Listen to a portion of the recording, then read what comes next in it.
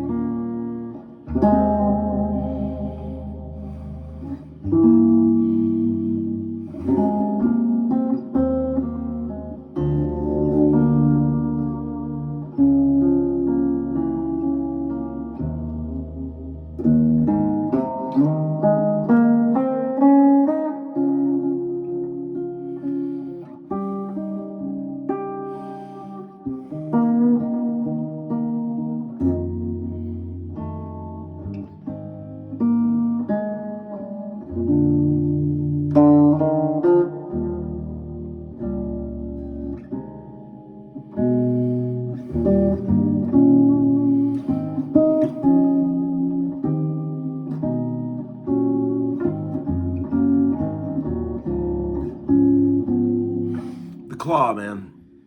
In order to get that sound, you got to do the claw. Hold the pick just to hold it, right? But do the claw.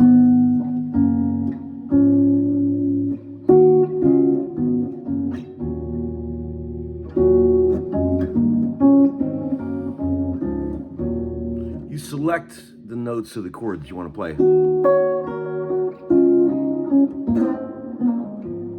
It sounds very expensive.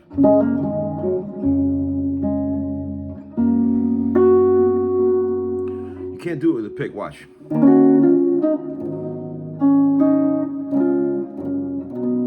It's just not nearly as sexy.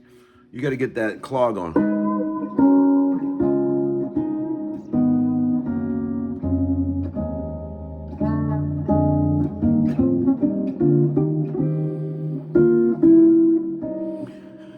Any shape you grab that's like this, or this, or this, or this, or this is going to be cool.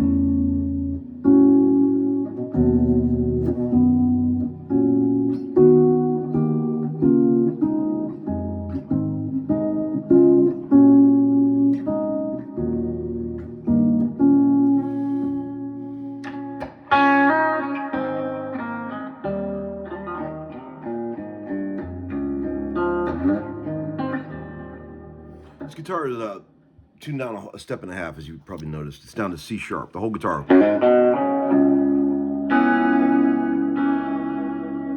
I wanted to relearn that old song from the In Stereo Guthrie album called Desert Man, which is an old recycled Homeskoolin riff. I think I did it originally on a Jazz Master on the record, but it sounds killer on this Gretsch. This guitar, as you may remember, was a gift from dearest, sweetest Vincent Gill at the end of the tour this year. That guy, man, I sent him a text last night with a picture of this guitar, and I just said, dude, I can't tell you how much I love this guitar. Thank you so much. And then I found out, I was talking to my friend Bubba up in Cleveland yesterday, and he said, man, did Jed tell you about the new guitar that Vince gave him? And I was like, what? And I guess Vince gave him an old Gibson 350 that used to belong to Danny Gatton. Jed always plays that guitar when he's over at Vince's house in the studio, and he loves that guitar, and Vince just laid it on. I mean, is that boy going straight into heaven, or what? I mean, what a generous, sweet soul. I mean, he didn't have to do that. He took care of us, paid us well for that tour. He didn't owe us anything. And, but man, it's just the kind of guy he is. And thank you, man. Special, special dude. You know, we all give each other instruments. It's part of the, I think it's very cool to give that back. Like in the old days, I talked about this before, in England, and English rockers, they used to give each other instruments all the time. You always hear stories about, yeah, Joe Walsh gave that to so-and-so. It was a sign of friendship, you know. So we all pass instruments back and forth. You know, and then it's like a bro thing, you know. That's the thing. When you've earned that sort of friendship, and it's a great thing. It's a sweet, sweet sign of generosity.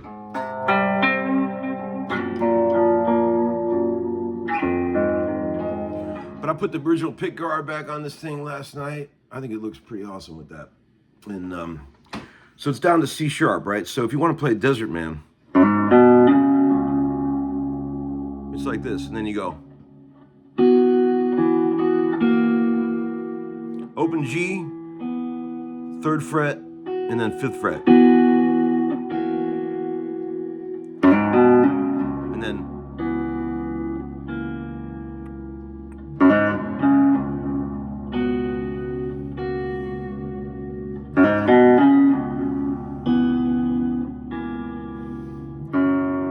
C chord,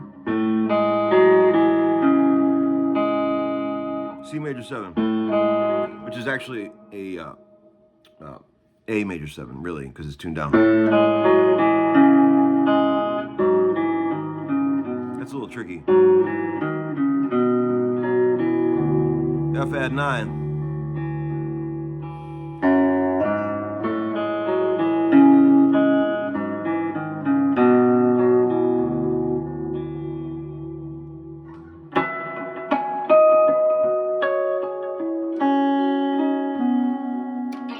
These Gretches, these Filtertrons are among the best pickups ever for clean atmospheric stuff, and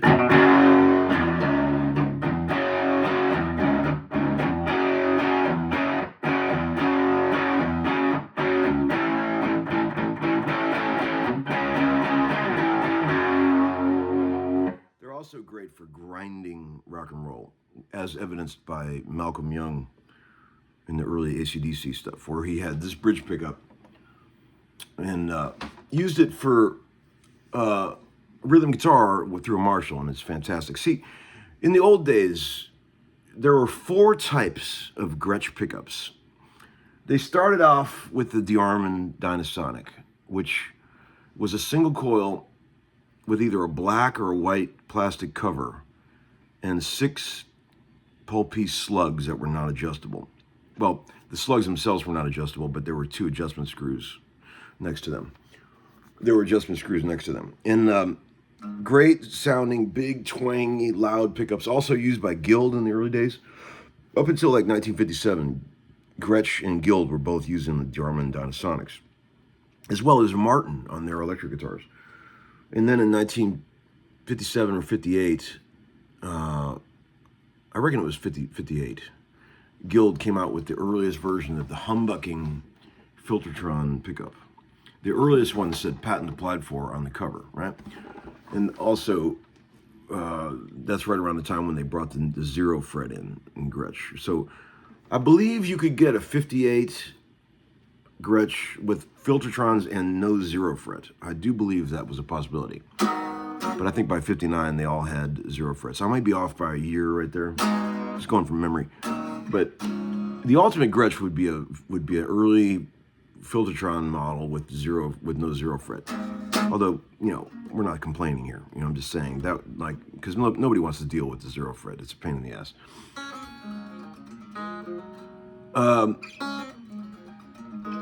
So there were two others. So the Filtertron, in my opinion, is the best pickup that Gretsch ever made. And there was also one called the Hylotron. When you see pictures of the early Beatles with a pickup with a black center that's shaped like this, it's called a Hylotron. Black plastic center and a little Guild logo, or a Gretsch logo, gold. Those pickups were very, very low output. They were like 3 to 4K output. And they have a real twang, like low. They're kind of loud, actually, for pickups that have sort of such low output. But if you want to know what that sounds like, it's the early Beatles sound. No balls at all.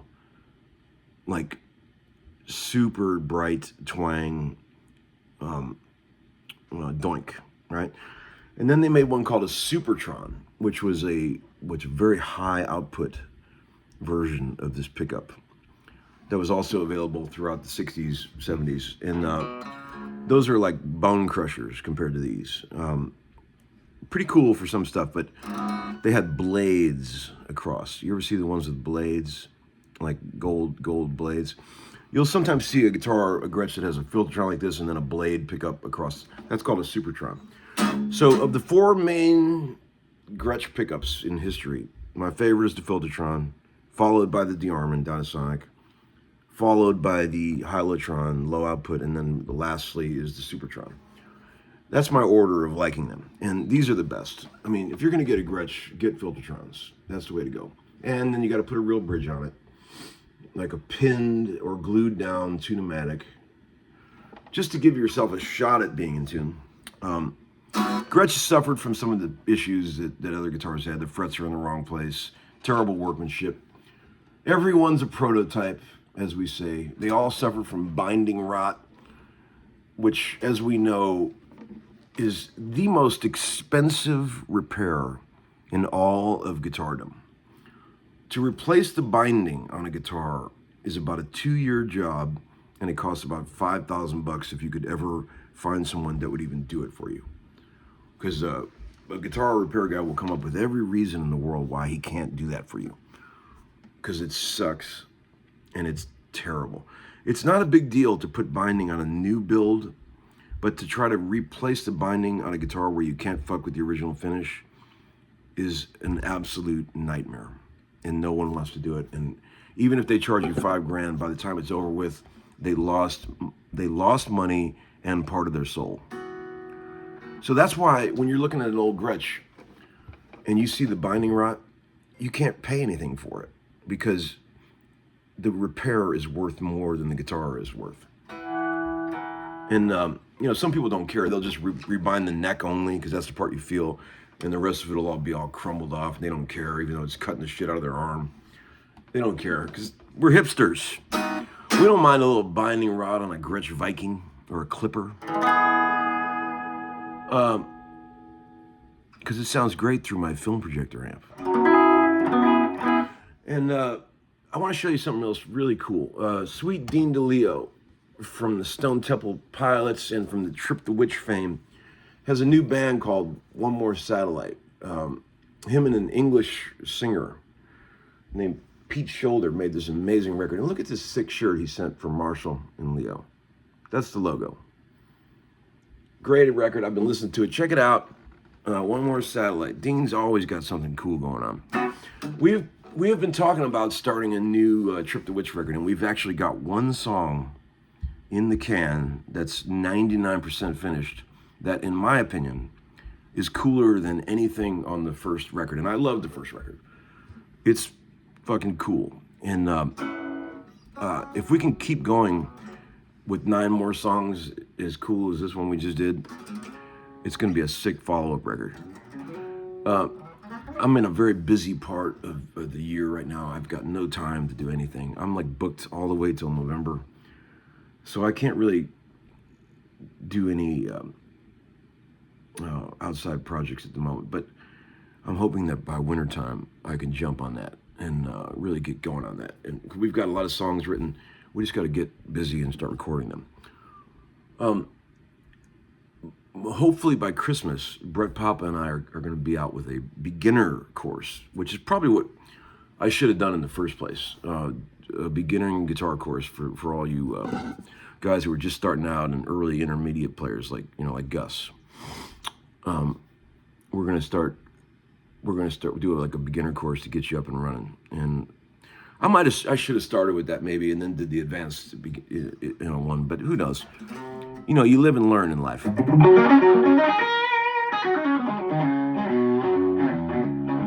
Tonight we got a fun gig at 3rd and Lindsley. We're closing down a big long list of people at 3rd and Lindsley for Americana Fest. Young Guthrie, Young Jed, Nicholas Govrick, and myself, Tim Marks, Jordan Perlson, and Jimmy Wallace, all gonna play.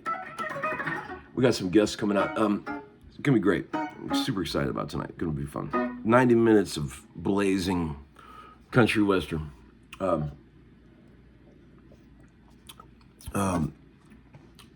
And yesterday was a sad day. You know how for any of you guys out there that do work in the studio and you make records, you know how when you get on a really, really fun project that is really something transcendental and special, you just don't want it to end. That's where I was at. The last 2 weeks in the studio making that record with Talk, from Canada, amazing singer, sweet guy. Real name is Nick DeRoche, and man, we all just hit it off, man. We made a very cool record, and it was a very special sort of human connection, which you don't always get on records. We holed up in the studio for basically 2 weeks and really got into some crazy shit. It's gonna be a fun record, and I'm really excited about it. But when we were all packing up our gear yesterday, it was very bittersweet, very sad, because it's like the end of a tour. You don't know when you're ever gonna see these guys again, or if you ever will, right? It's like, and then you just sort of move on to the next thing. Like, I remember one time my friend Glenn Worf said, musicians are like the ultimate junkies. You get a good fix, and then you'll just stagger around for months and months waiting for another great fix, shot of music, right? Shot project like that. It's true. And man, it's a cool feeling to do records like that, but it's always in the back of your mind. You're always thinking, man, this is gonna end. It's gonna be sad. But it was great, and I think it's gonna be an awesome record. We put a lot of heart into it. And that's it for tonight. I hope I'll see you all at the gig if you want to come out and hang. I'm probably going to get in the hot tub right now, maybe in the pool.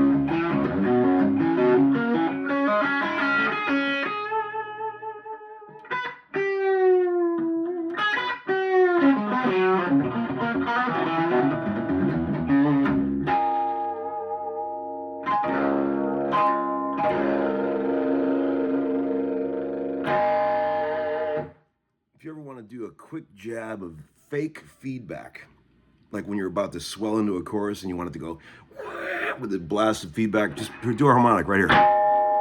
Swell it in with the volume pedal.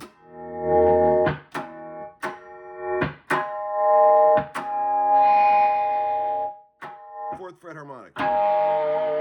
With a proper gain, it sounds like feedback. And you can get it instantly.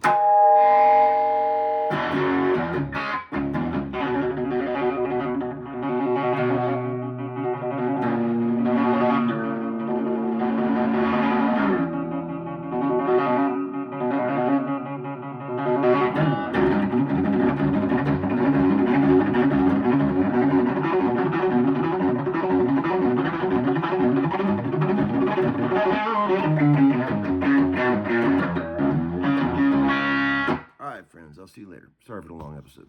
Happy 500th. See you all tonight. Bye.